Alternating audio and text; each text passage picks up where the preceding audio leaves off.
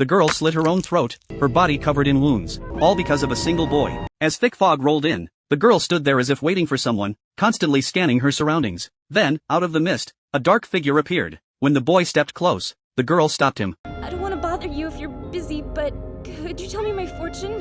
Please tell me. Will my love be realized? Your love will never be realized.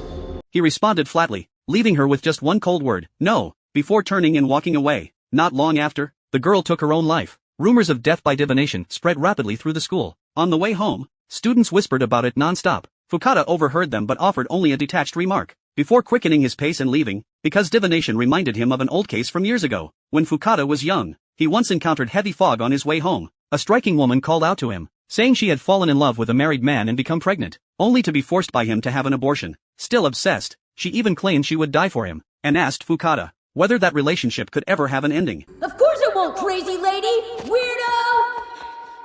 Annoyed at the time, Fukada answered without thinking. The next day, at the very same spot, the woman killed herself. From then on, Fukada carried the guilt, believing even as an adult, that he had caused her death. The following day, a classmate approached Fukada, and spoke about the woman who had committed suicide. The truth pierced him. She had been the aunt of his classmate, Shirshan. Horrified and remorseful, Fukada began distancing himself from Shirshan, using separation as a form of atonement. Until one day, Shirshan's friend Suzueta confronted Fukada about his cold behavior. Fukada sat down in anguish, and, speaking of himself as if he were someone else, said he had no right to like Shirshan, nor even to speak to her. Seeing this, Suzueta stopped pressing him, and walked away. At that moment, the fog returned. Suzueta stood on the street and waited, until the beautiful boy dressed in black emerged from the mist. She called out to him, and asked him to divine Shirshan's future, wanting to know whether Shirshan and Fukada could ever return to how they once were. The boy's answer left Suzueta stunned. She suddenly realized that she herself loved Fukada. Shirshan had simply been first, so she had suppressed her feelings all along. She mistook this divination as an opportunity, and began aggressively pursuing Fukada.